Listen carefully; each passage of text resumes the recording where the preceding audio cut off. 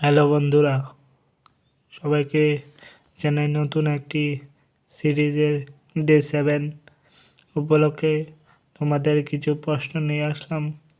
তোমরা যারা GRBT group C এবং গ্রুপ ডি এক্সামের জন্য পড়ছ তাদের জন্য সবাই তৈরি থাকো খাতা কলম নিয়ে। তোমাদের জন্য নিয়ে আসলাম আজকের এই কোশ্চেন, যেগুলি পরীক্ষার জন্য খুবই ইম্পর্টেন্ট এবং তোমরা এগুলি খাতায় লিখে নাও। আজকে গোমতী ত্রিপুরাতে 4টি গোমতী অভয়ারণ্য আছে, ঠিক আছে নি? তাদের নাম, আয়তন ও জেলা। সবচেয়ে বড়, সবচেয়ে ক্ষুদ্রতম কোনগুলি সেটি দেখো। গোমতী অভয়ারণ্য 3.89 মানে 389.540 বর্গ সেমি। এটা গোমতী জেলার ভিতরে আছে, সবচেয়ে বড়।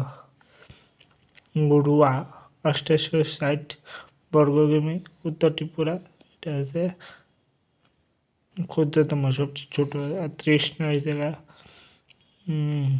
1987 বর্গ কিমি, দক্ষিণ ত্রিপুরা। সিপাহীজলা 18,540 কিমি, সিপাহীজলা। বর্গ কিলোমিটার, কিমি না কিন্তু, বর্গ হইব। কিমি হইলে আরেক কিমি হইলে সিপাহীজলা 13। ঠিক আছে। ত্রিপুরা রেল পথের সূচনা কত সালে হয়েছিল? 22 এপ্রিল 1994 সালে ত্রিপুরা রেল পথের সূচনা হয়েছিল। ব্রডগেজ রেলের সূচনা কত সালে হয়েছিল?